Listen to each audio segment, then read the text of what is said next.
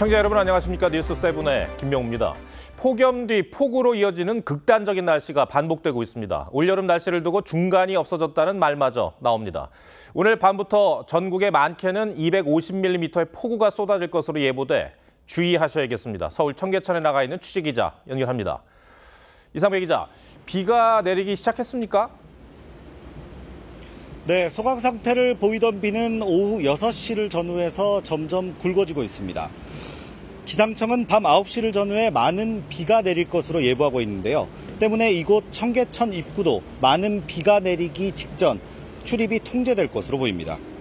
제주와 호남을 시작으로 내리기 시작한 비는 오늘 자정을 전후해 전국으로 확대될 것으로 보입니다. 서울과 인천의 예상 강수량은 120mm 이상, 경기 가평군을 비롯한 경기 북동부와 남부 지역엔 150mm, 특히 전남 남해안과 지리산 부근엔 250mm 이상의 많은 비가 쏟아질 것으로 예보됐습니다. 폭염과 폭우가 순번이라도 정한 듯이 반복되고 있는데 이번 비는 언제까지 계속됩니까? 네, 폭염이 데운 바다 수증기가 저기압 전선을 타고 들어와 비구름을 형성하면서 폭염과 폭우가 반복되는 상태가 이어지고 있는데요. 특히 취약 시간대인 자정에서 새벽 시간 사이 많은 비가 내릴 것으로 보여 저지대 침수 가능성에 대비하셔야겠습니다. 재난안전문자와 기상정보를 수시로 확인하고 휴가철 야영을 계획한 곳이 많은 비가 예보된 지역인지 살펴보고 안전한 곳으로 이동하셔야겠습니다. 비는 내일 이후 잠시 소강 상태를 보이다 이번 주 중반 다시 이어질 것으로 보입니다. 지금까지 청계천에서 TV조선 이상배입니다. 지난달 내린 기록적인 폭우에 피해를 입은 지역들은 비상입니다. 아직 복구도 끝나지 않았는데 또다시 비 소식이라니. 농산일을 하면서도 휴대전화로 날씨 예보를 보며 노심초사했습니다. 이성진 기자가 취재했습니다. 흙먼지가 날리는 비닐하우스에서 한 농민이 떨어져 나간 비닐을 잘라냅니다. 며칠째 지금 이거 하고 계십니까? 오늘 한 10일 됐네요. 굴착기까지 투입돼 비닐하우스 철거에 나섰지만 좀처럼 속도가 나지 않습니다. 이게 어떤 거는 잘 빠지는데 어떤 거는 잘 안 빠져요. 지난달 750mm의 기록적인 폭우에 4,700억 원의 재산 피해가 난 경남 산청에선 여전히 복구 작업이 진행 중입니다. 극한 호우가 산청을 휩쓸고 간 지 보름이 넘었지만 아직 일부 시설하우스는 복구를 시작하지도 못했습니다. 그런데 오늘 밤부터 또다시 비가 온다는 소식에 지역 주민들은 불안하기만 합니다. 자원봉사자들하고 군인들 와가지고 어느 정도 복구를 갖다가 해놓은 상태인데 또다시 그리 된다면 참 참 할 말이 없습니다. 복구 작업을 하다 잠시 휴대전화를 꺼내든 70대 농민은 날씨 예보를 보곤 한숨을 내쉽니다. 비구름이 유입되면서 서쪽 지방에서도 빗줄기가 굵어지고 있습니다. 복구 마무리 단계에 접어든 광주 지역 주민들도 또다시 침수 피해를 입을까 노심초사하긴 마찬가지입니다. 또 이렇게 비가 많이 온다고 하니까 지금 가슴이 벌렁벌렁하고 잠을 못 잤어요. 행정안전부는 장관 주재 긴급 점검 회의를 열고 지자체와 관계기관에 과하다 싶을 정도로 대응해달라고 주문했습니다. TV조선 이성진입니다. 관세 협상 타결 뒤 온통 관심은 한미 정상회담에 집중되고 있습니다. 우리의 안보와 직결된 내용들을 놓고 두 정상이 어떤 합의를 할지 이목이 쏠리고 있습니다. 트럼프 대통령은 2주 내 한미 정상회담을 거론했지만 여전히 일정이 확정되지 않고 있습니다. 대통령실은 한미 외교 당국 간 조율 중이라는 입장인데 2주 시한을 넘길 가능성도 있어 보입니다. 최민식 기자가 취재했습니다.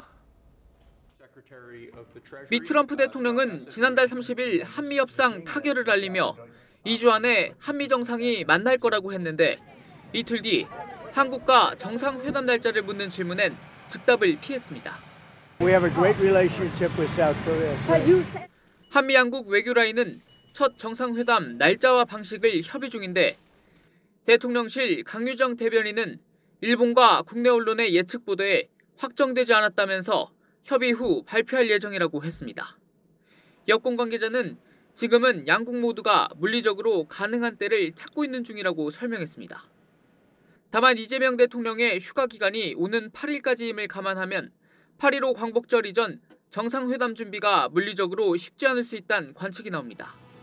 또 주한미군 역할 조정 등을 포함하는 한미동맹 현대화가 주요 의제가 될 전망이란 점에서 오는 15일 이 대통령의 국민임명식을 앞두고 정상회담을 하는 게 부담이 될 수 있다는 시각도 있습니다. 미국 방문을 마치고 오늘 오후 귀국한 조현 외교부 장관은 정상회담 일정에 대해 막판 조율 중이라면서 이번 달을 넘기진 않을 것이라고 했습니다. TV조선 최민식입니다. 한미 정상회담에선 지난주 타결된 관세 협상의 세부 내용도 논의합니다. 이를 앞두고 대통령실 김용범 정책실장이 자동차와 관련해 기존 관세가 없던 상황에서 15%나 올라 아픈 대목이라고 말했습니다. 관세 협상과 관련한 김 실장의 자체 평가를 최원국 기자가 정리했습니다. 대통령실 김용범 정책실장이 KBS에 출연해 미국 조선업을 다시 위대하게 마스가 프로젝트가 미국 설득에 주요하게 작용했다며 협상팀이 제작한 빨간색 마스가 모자를 공개했습니다. 김 실장은 협상팀의 성과를 강조하면서도 이번 협상에 따라 자동차 분야의 기존 한미 FTA 효력이 사라진 점은 아프다고 말했습니다. 아프죠. 한미 FTA가 반쪽짜리가 된 거죠. 사실 이제 불균형 비대칭이 된 거죠. 한미 FTA가 대칭적으로 그렇게 합의를 해서 한 건데. 일본이 기존 자동차 2.5% 관세에서 12.5%를 올린 15%로 합의한 반면 기존 한미 FTA에 따라 무관세였던 한국 자동차는 12.5% 적용이 합리적인데 15%로 합의한 걸 지적한 겁니다. 농축산물 개방에 대해서도 미 트럼프 대통령은 완전 개방, 우리 정부는 추가 개방이 없다는 상반된 입장을 발표했는데 김 실장은 통상과 관련된 사안은 이번에 마무리된 것이라고 재차 확인했습니다. 쌀과 소고기 추가 개방 없습니다. 분명한 사실이고 이쪽에서 나온 발표보다 정부의 강요들이 국민들에게 말하는데 김 실장은 또 3,500억 달러 대미 투자 약속도 무조건 투자하는 게 아니라 상업적으로 의미 있는 프로젝트에 투자하는 것이라고 설명했습니다. 다만 이번 관세 협상이 구두로 이루어져 서면 형태의 합의 문건이 없는 만큼 추후 변동 가능성이 있다는 지적도 나옵니다. TV조선 최원국입니다. 내일 열릴 국회 본회의에는 예고한 대로 방송 3법과 상법 개정안 같은 쟁점 법안들이 민주당 주도로 상정됩니다. 민주당은 노조의 교섭권을 강화하는 노조법에 대해 반기업 법안이 아니라며 여론전에 나섰는데 국민의힘은 기업을 옥죄는 악법이라며 맞서고 있어 정면 충돌이 예상됩니다. 전정원 기자입니다. 민주당은 7월 임시국회 마지막 본회의를 앞두고 기자간담회를 열고 노조법 2, 3조 개정안, 일명 노란봉투법이 불법 파업을 조장한다는 야권의 지적은 거짓말이며 오히려 기업 경영에 도움이 될 거라고 주장했습니다. 무엇보다 노사 모두가 쟁의보다 대화를 선택할 수 있는 산업평화 촉진법입니다. 민주노총의 청부입법이라는 지적도 사실이 아니라고 반박했는데 본회의 강행 처리를 앞두고 여론전에 나선 겁니다. 교섭하다 날 새는 거 아니냐 이런 주장들을 하십니다. 허수아비 공격의 전형이다 이렇게 말씀을 드리고 싶은데요. 국민의힘은 아무리 그럴듯한 포장지를 씌워도 불법 파업을 조장하는 법안이라고 반박했습니다. 기업의 팔을 비틀고 숨통을 옥죄고 외국으로 내쫓는 온갖 반기업 악법으로 일방적으로 그것도 밀어붙이고 있습니다. 한동훈 전 대표도 낙타를 쓰러뜨리는 마지막 보찜으로 청년과 소액 투자자들이 제일 피해를 볼 것이라고 지적했습니다. 국민의힘은 쟁점 법안 처리를 막기 위해 1년 만에 무제한 토론 필리버스터를 예고했고 소속 의원들을 대상으로 상임위별 본회의장 지킴조까지 편성했습니다. 포퓰리즘 입법에 대해 필리버스터 등 가능한 모든 입법 수단을 동원해 단호히 맞서고 민주당도 당번조를 정해 24시간이 지나면 토론 종결을 위한 표결에 나서겠다는 방침이어서 8월 초부터 강대강 정국이 불가피할 전망입니다. TV조선 전정원입니다. 네, 민주당 정청래 대표가 취임 일성으로 내란 척결을 선언하며 대야 강경 노선을 예고하자 국민의힘은 대국민 선전포고를 하며 강하게 반발했습니다. 오늘 열린 전당대회, 비전대회에 나온 당권 주자들 사이에서도 성토가 이어졌는데 다만 대여 투쟁 방식에 대해 있어선 목소리가 갈렸습니다. 조성호 기자가 보도합니다. 이재명 정부 첫 여당 대표로 선출된 정청래 대표는 당선 직후 국민의힘과의 관계를 묻는 질문에 야당이 아닌 내란과의 전쟁 중이라며 사과와 반성 없이는 상대하지 않겠다는 취지로 말했습니다. 지금은 내란과의 전쟁 중입니다. 여야 개념이 아니라고 생각합니다. 사과와 반성, 그것이 먼저입니다. 국민의힘은 온 국민과 싸우자는 선전포고와 다름없다며 강성 지지층을 제외한 국민은 국민으로 인정하지 않겠다는 것이냐고 반발했고 전당대회 비전대회에서도 당권 주자들의 비판이 이어졌습니다. 정청래 대표의 첫 일성 내란 세력 척결입니다. 말도 안 되는 정당 해산을 반드시 막아내겠습니다. 정청래 민주당 대표의 취임 일성이 무엇이었습니까? 우리 당을 내란 척결하겠다며 일당 독재 체제를 선포했습니다. 다만 대여 투쟁 방식에 대해선 극단 세력과의 절연이 먼저란 입장과 내부 단일 대오를 통한 통합이 중요하다는 주장으로 갈렸습니다. 지금은 단결하는 것이 혁신입니다. 4분 5열 나누어서는 이길 수 없습니다. 사과 괴짝에 썩은 사과 한 개를 넣어두면 썩은 사과가 다시 살아납니까? 정상적인 지지율이 회복될 때 비로소 제대로 여당을 견제하고 싸울 수 있습니다. 국민의힘은 모레부터 이틀간 책임 당원과 일반 국민 여론조사를 통해 오는 7일 당대표 후보 1명을 컷오프합니다. TV조선 조성호입니다.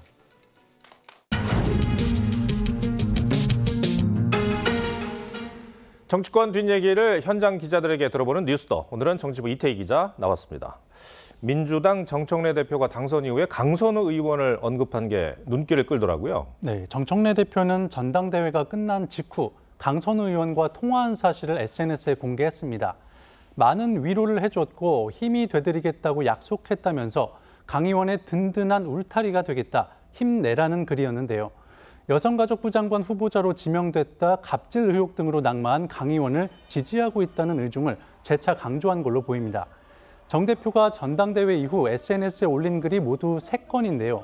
이재명 대통령과 당원들에게 전하는 감사 인사글을 제외하면 어떤 메시지를 담은 글은 강선우 의원 지지가 유일했습니다. 바꿔 말하면 강 의원이 장관에 부적합하다는 여론에 밀려서 낙마했지만 여기에 동의하지 않는다는 의미로도 읽힐 수 있는 대목입니다. 네. 그런데 대표가 된 뒤 일성으로 굳이 강 의원 지지 의사 표시를 한 이유가 뭘까요? 말씀하신 것처럼 정 대표가 강 의원 사퇴에 부정적 입장이었던 걸 감안하면 당대표 후보로서 지켜주지 못했다는 어떤 개인적 미안함에 따른 걸로 볼 수도 있을 듯합니다. 하지만 조금 더 당 내부로 들어가 보면 당 지지자들 사이에선 이재명 정부의 개혁 행보가 기대에 미치지 못한다는 기류가 적지 않다고 합니다. 전당대회 초반부터 선명성을 앞세운 정청래 대표가 박찬대 후보를 크게 앞섰던 배경에도 이런 분위기가 반영됐다는 겁니다. 정 대표도 취임 일성으로 내란 척결과 단죄 등 선명성을 강조했는데 개혁을 위해선 여론에 밀려서는 안 된다는 판단이 반영된 게 아니냐는 관측이 나옵니다. 그래서 실용을 앞세운 이재명 정부와 향후 국정기조를 놓고 이견을 보일 가능성도 있습니다. 야권에선 국민과 싸우자는 것, 강 의원에게 갑질을 당한 보좌진부터 달랬어야 했다는 지적이 나왔는데 여권에선 정 대표가 강 의원의 장관직 자진 사퇴를 일종의 희생으로 보고 당내 주요 보직을 맡길 수 있다는 전망도 나옵니다. 여성가족위원회 소속 민주당 한 의원은 전당대회까진 당원만 보고 가면 됐지만 지방선거는 전 국민을 봐야 한다며 내년 지방선거에 악영향을 줄까 걱정된다고 말했습니다. 네, 논란의 중심에 서 있는 최동석 인사혁신처장 얘기도 좀 해보겠습니다. 얼마 전에 그 위안부 피해 할머니 비하 발언을 했는데 이게 파장이 만만치가 않네요. 이 위안부 피해자 문제는 민주당 등 진보 진영에서 매우 민감하게 다뤄온 사안입니다. 관련 이슈가 불거질 때마다 토론회를 열고 TF까지 구성하는 등 적극적으로 대응해 왔는데요.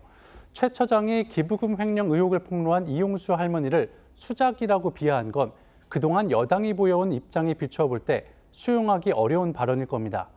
다만 아직까진 대통령실과 여권에선 큰 반응이 없는 상황입니다.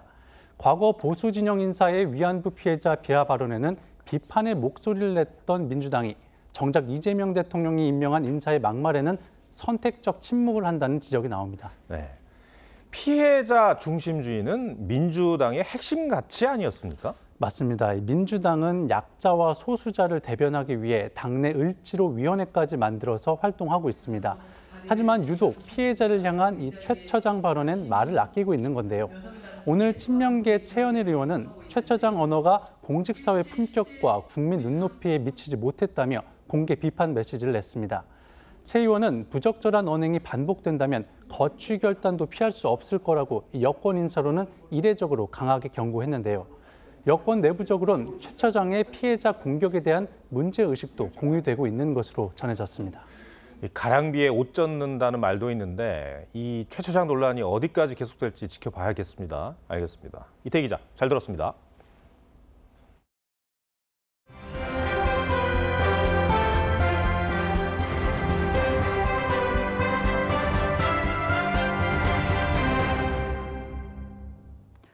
대주주 양도소득세 강화 방안을 포함한 정부의 세제 개편안에 대한 반발이 커지고 있습니다.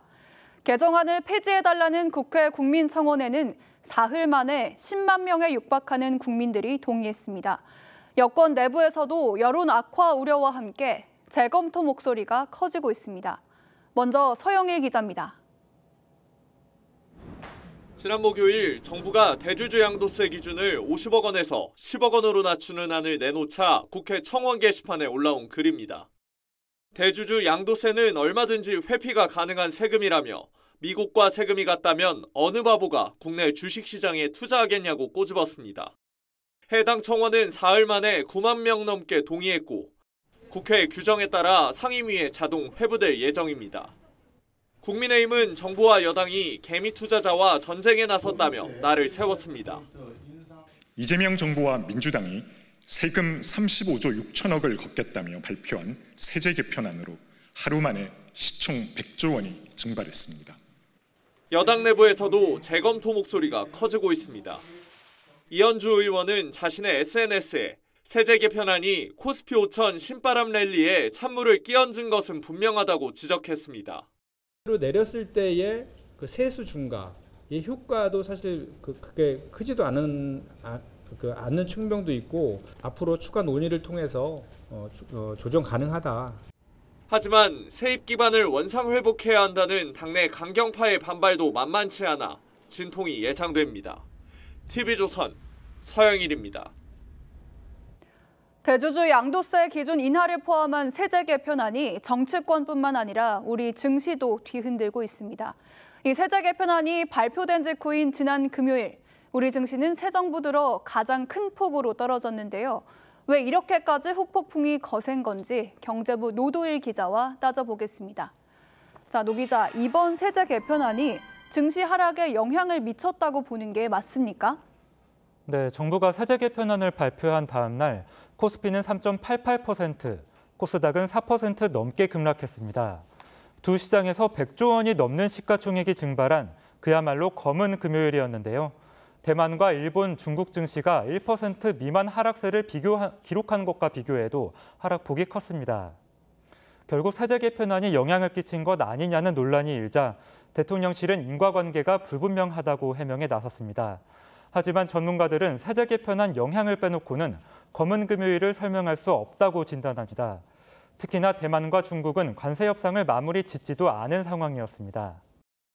지금 다른 국가의 주가 지수 빠지는 거 보면은 사실 하락폭이 가장 큰 건 한국이거든요. 세법 개정안 이슈 때문에 조금 주가의 하락폭이 큰 게 아닌가. 정치권에서는 이 대주주 양도세 기준을 두고 논란이 있던데요. 구체적으로 무슨 얘기입니까? 네, 우리나라의 경우 일반 소액 투자자는 시세 차익을 거둬도 양도세를 내지 않습니다. 양도세가 있는 미국에 비해 우리 증시가 매력적인 이유입니다. 다만 한 종목을 50억 원 이상 갖고 있는 대주주는 시세 차익의 20에서 25%가량 양도세를 내야 하는데요. 그런데 정부가 이 기준을 50억 원에서 10억 원으로 낮추는 개정안을 발표한 겁니다. 그런데 이 양도세가 주식시장에 어떤 영향을 미친다는 겁니까? 보통 대주주에 해당하는 투자자들은 대주주 기준을 피하려고 연말 전에 주식을 팔았다가 연초에 다시 사는 움직임을 보입니다.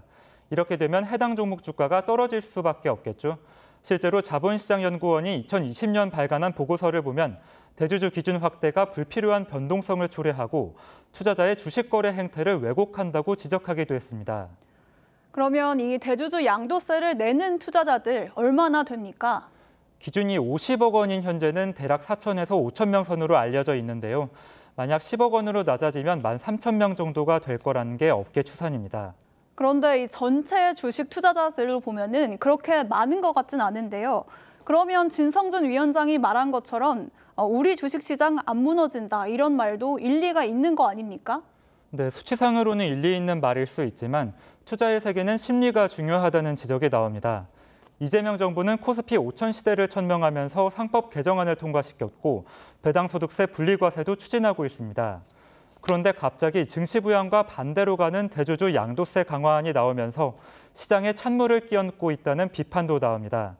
특히나 이재명 대통령은 고강도 대출 규제까지 내놓으면서 부동산을 틀어막고 주식시장 투자를 권유했습니다. 이제는 부동산보다는 금융시장으로 옮기는 게 훨씬 더 낫지 않을까 그런 생각을 좀 합니다. 또 그렇게 만들려고 합니다. 얼마든지 또 가능하고. 아무래도 투자자들 입장에서는 실망감이 클 수밖에 없겠네요. 노 기자 잘 들었습니다.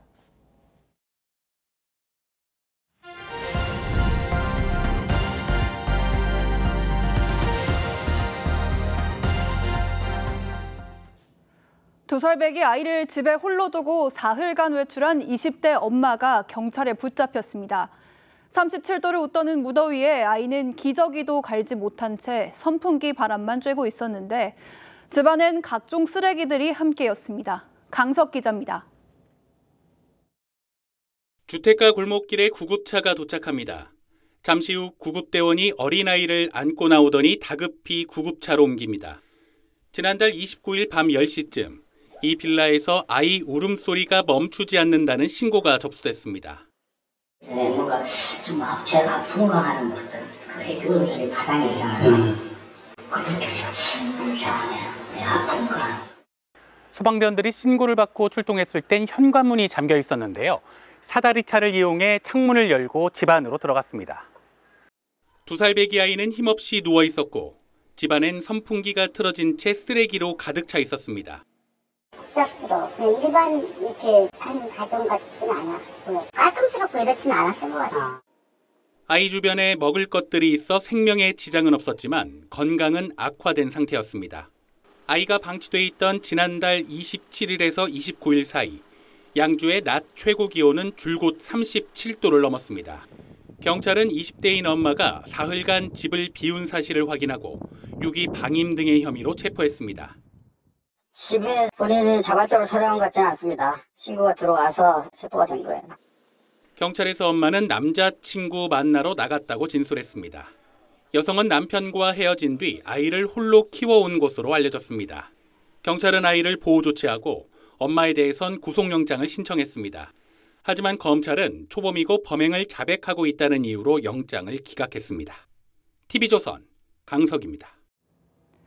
폭염 속 화재도 잇따랐습니다. 화장품 원료 제조 공장 폭발 사고로 3명이 다치고 1명이 실종됐고 바이오 연료를 만드는 공장에선 불이 나며 황산이 유출돼 긴급 방제 작업이 진행됐습니다. 김태준 기자의 보도입니다. 시뻘건 불길이 솟아오릅니다. 하늘 위로 솟구쳐 오른 검은 연기는 순식간에 주변을 뒤덮었습니다. 시커먼 연기가 멈추지 않고 폭발이 계속 일어나고 있습니다. 뜨거운 열기가 느껴지고 있습니다.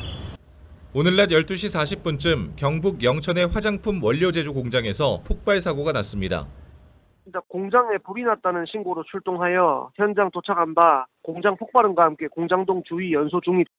당시 공장에는 11명이 근무하고 있었는데 공장 관계자 3명이 부상을 입었고 1명이 실종돼 수색 작업을 벌이고 있습니다. 인근 상점도 피해를 입었습니다.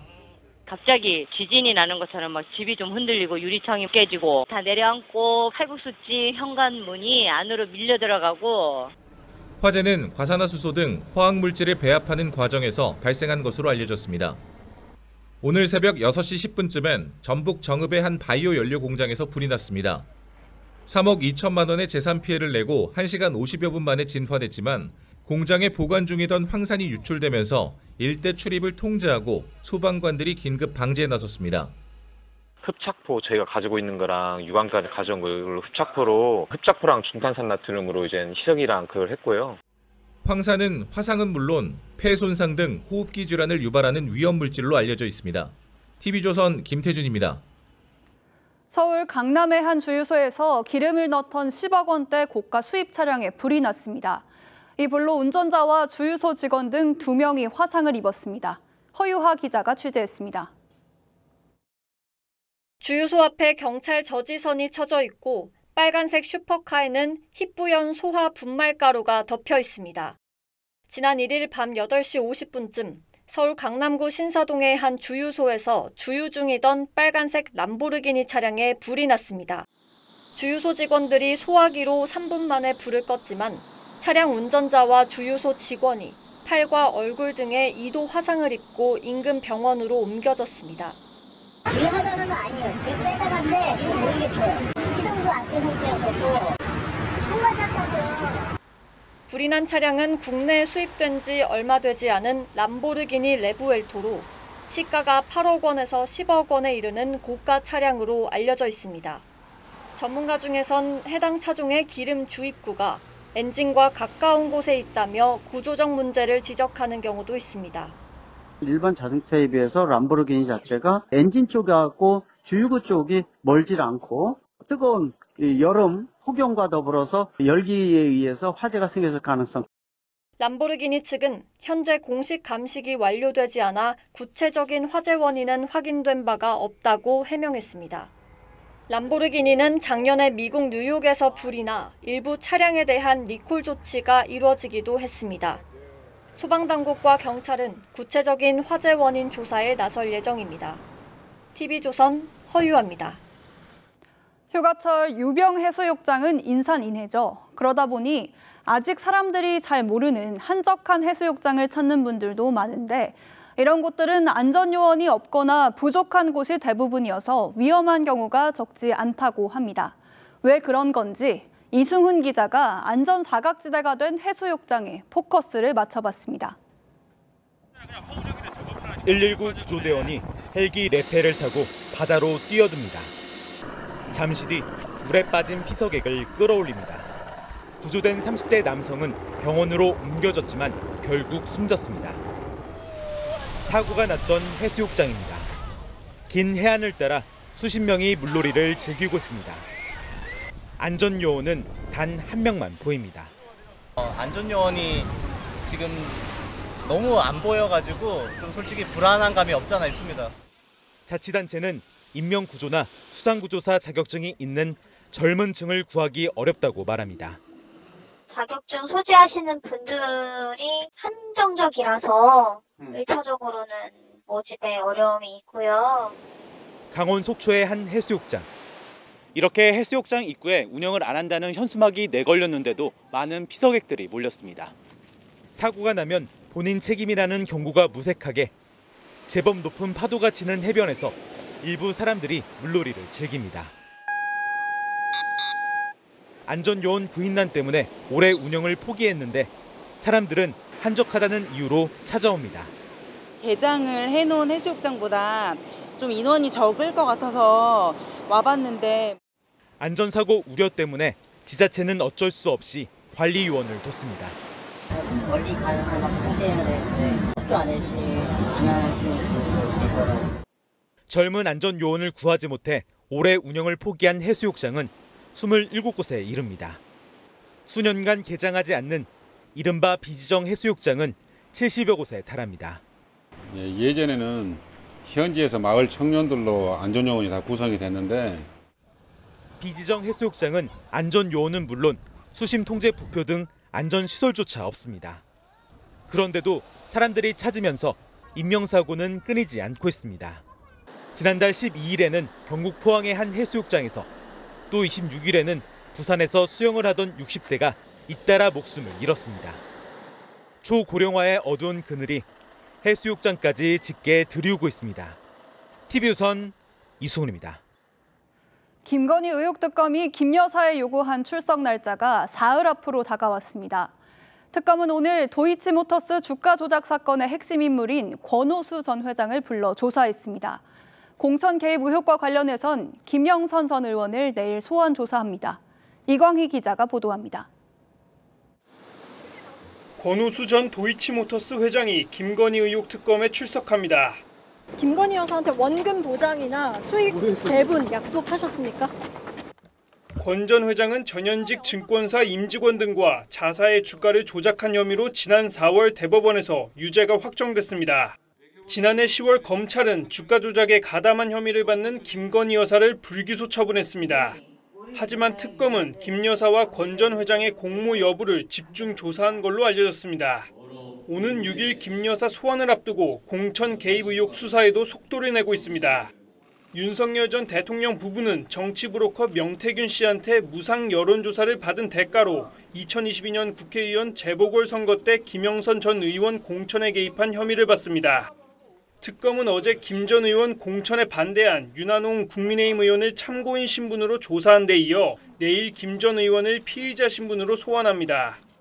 내란 특검은 내일 내란 중요 임무 종사 등 혐의로 구속된 이상민 전 장관을 불러 조사합니다. 내란 가담했다는 특검 주장은 어떻게 좀 생각하십니까? 특검팀은 언론사 단전, 단수 지시 등을 조사한 뒤 이 전 장관을 재판에 넘길 전망입니다. TV조선 이광입니다. 최근 정부가 발행한 영화 할인 쿠폰 덕에 영화계가 반짝 활기를 되찾았습니다. 평소보다 6,000원 싸게 영화를 볼 수 있게 되면서 극장가에 관람객이 몰리고 있습니다. 이 때문에 영화계의 부진이 티켓값 탓이 아니냐는 지적까지 나왔습니다. 박소영 기자가 보도합니다. 좀비가 된 딸을 지키기 위해 극비 훈련에 돌입한 아빠의 이야기. 조정석 주연의 영화 좀비딸입니다. 개봉 첫날 관객 43만 명을 동원하고 4일 만에 100만 관객을 돌파하면서 올해 최고 오프닝 성적을 기록했습니다. 영화 자체에 대한 기대감도 한몫했지만 정부가 할인 쿠폰 450만 장을 배포한 시기가 휴가철과 맞물린 것이 주요했습니다. 때 아닌 할인 특수로 극장이 북적이자 영화계 침체는 티켓값 때문이라는 지적까지 나왔습니다. 실제로 지난 3년간 물가는 약 3.2% 올랐지만 같은 기간 영화 관람료는 27% 상승한 탓에 극장에 가는 것을 비효율적 소비로 간주하는 사람이 늘었습니다. 한 영화계 관계자는 가격을 내리기 위한 현실적인 방법을 찾아야 한다는 게 영화계의 중론이라며 정부의 할인 쿠폰 배포는 일시적이나마 유효한 지원책이 될 수 있다고 강조했습니다. 관건은 지속성인데요. 극장에 안 가도 볼거리와 놀거리가 굉장히 많다는 거죠. 정부의 시의적절한 지원과 동시에 중요한 거는 이 가격 변수를 뛰어넘는 영화적인 경험을 계속 선사하는 게 아닐까 싶습니다. 정부 소비 쿠폰의 영향은 재화와 서비스 소비 모두에서 나타났습니다. 2분기 소매 판매 감소폭이 3년 만에 최소를 기록하면서 내수 회복 기대감도 커지고 있습니다. TV조선 박소영입니다.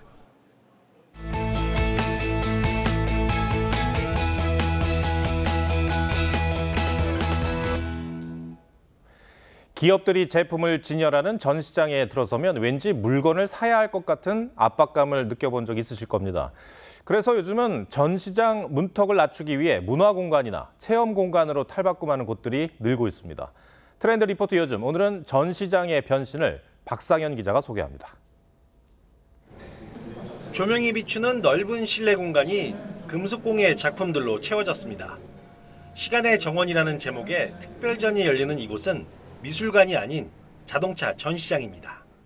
자동차 전시장이지만 전시된 차량 수를 최대한으로 줄이고 대부분의 공간을 예술 작품으로 채웠습니다. 국내 자동차 회사가 미국 뉴욕에서 운영하는 전시장에서도 할리우드 배우 기네스 펠트로와 협업한 대형 전시회가 진행 중입니다.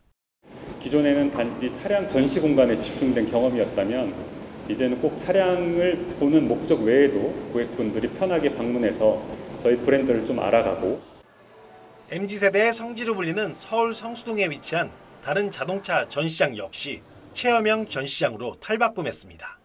누구나 거부감 없이 찾아 음악을 듣거나 간단한 게임도 할 수 있습니다. 다른 매장과는 다르게 볼거리도 많은 것 같고 카페도 있고 편안하게 쉴 수 있는 공간도 있고 전시장 문턱을 낮춰 하나의 놀이공간으로 재창조한 겁니다. 매달 저희가 새롭게 기획하는 이벤트와 전시 프로그램을 통해서 르노의 브랜드를 소비자분들이 경험할 수 있는 복합 문화 공간입니다. 욕실용품이 가득한 전시장도 갤러리로 변신했습니다. 세면대 바로 옆에 사진 작품이 걸려 있고 매달 새로운 작가들의 전시회가 열립니다. 한켠에선 작품 설명을 들으며 문화를 배우는 아카데미도 열립니다. 많은 분들이 여기 쇼룸 보러 오셨다가 저와 만날 수도 있고, 그리고 이번에는 저희는 프로그램을 만들었어요. 제품 구매를 위한 공간에서 벗어나 보고 즐기는 데 초점을 맞춘 전시장의 변신. 잠재적 고객 확보를 위한 새로운 트렌드로 자리 잡고 있습니다. TV조선 박상현입니다. 전쟁으로 폐허가 된 가자 지구에선 식량을 받기 위해 모인 민간인 수십 명이 이스라엘군의 총격으로 사망하는 참극이 또 발생했습니다. 하마스는 땅굴에 갇힌 인질의 영상을 공개하며 이스라엘을 압박했습니다. 최윤정 기자입니다. 어둡고 좁은 땅굴 안. 갈비뼈가 드러날 정도로 마른 남성이 힘겹게 말을 합니다. 하마스에 의해 660일 넘게 억류된 인질. 24살의 에비아타르 다비드입니다. מה יקרה עם זה? אני כבר לא אוכל, לא יודע כמה ימים ברצף. כי כל יום שעובר הגוף שלי הולך, נחלש. 하마스가 에비아타르의 모습을 공개하자 그의 가족은 울분을 참지 못합니다. Hamas is using Eviatar in one of the most horrific and calculated campaigns of cruelty imaginable. A live hunger experiment. 지난달 24일 미국과 이스라엘의 협상단 철수로 가자지구 휴전 협상이 교착 상태에 빠지자 이스라엘을 압박하기 위해 영상을 공개한 겁니다. 하마스는 이스라엘 점령이 계속되는 한 무장 해제를 수용할 수 없다고 밝혔습니다. 기아 위기가 심화되고 있는 가자지구에서는 배급소의 식량을 받기 위해 몰려든 주민들이 이스라엘군의 총격으로 최소 30여 명이 사망하고 수십 명이 다쳤습니다. هناك عدد من المصابين والشهداء كل هؤلاء هم عبارة عن طلقات نارية وصلوا إلى مستشفى حمد نحن على هذا الحال أكثر من 유엔은 가자지구에서 식량을 받으려다 사망한 사람만 1,400명에 달한다고 밝혔습니다. 영국 정부는 가자지구에 중환자 어린이 최대 300명을 자국으로 데려와 무상 치료를 제공할 계획이라고 전했습니다. TV조선 최윤정입니다. 전 세계 청년 수십만 명이 레오 14세 교황이 주례하는 철야 예배에 참여하기 위해 이탈리아 로마에 모였습니다. 교황은 청년들에게 선한 일을 하기 위해 과감해지라고 당부했습니다. 김자민 기자입니다. 청년들이 드럼 장단에 맞춰 춤추고 젊은 수녀들이 찬송가를 따라 부르며 축제 분위기를 즐깁니다. 청년 가톨릭 신자들을 위한 젊은이의 희년 주간을 맞아 전 세계 150여 개국에서 온 수십만 명이 로마에 모였습니다. I came because of God, and I wanted to deepen my relationship with God. 철야 기도의 주례를 위해 레오 14세 교황이 도착하자 평원을 가득 메운 청년들이 각국 국기를 흔들며 환호합니다. 교황은 청년들에게 선한 일을 하기 위해 과감한 선택을 할 용기를 가지라고 독려했습니다. 소셜미디어의 위험성과 진정한 우정의 가치에 대해서도 설파했습니다. L'amicizia può veramente cambiare il mondo. L'amicizia è una strada per la pace. 철야 기도는 젊은이의 희년 주간의 핵심 행사로 청년 신자들은 전날 밤부터 야영을 하거나 로마 시내에서 3시간을 걸어 행사장에 도착했습니다. And I can take in my heart the words of the Pope when he said that God chose us. And I can feel chosen by God and love. 한낮에는 30도에 육박하는 더위를 식히기 위해 물대포가 동원됐습니다. 우리나라에서도 청년 순례단 1,400여 명이 로마에 파견돼 전 세계 청년 신자들과 신앙을 나눴습니다. TV조선 김자민입니다.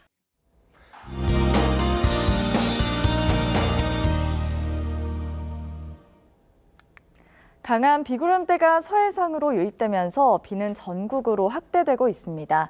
현재 호남과 충남, 경남, 제주 산지에는 호우특보가 내려져 있는데요.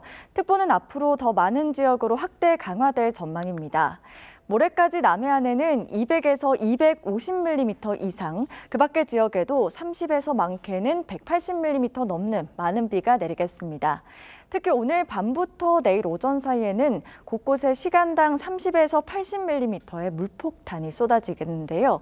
비 피해 없도록 미리 대비 잘해주시기 바랍니다. 서해안과 남해안, 제주에는 밤부터 바람도 강하게 불겠고요. 물결도 매우 높게 일겠습니다. 비가 내리며 전국의 폭염특보는 해제 약화되고 있는데요. 내일 아침 서울은 26도로 시작해서요. 한낮에는 서울이 30도, 대전과 창원은 32도가 예상됩니다. 화요일 오전에 비는 잦아들겠지만 수요일에는 다시 비 예보가 들어있습니다. 날씨였습니다. 8월 3일 일요일 뉴스7 마치겠습니다. 시청해주셔서 고맙습니다.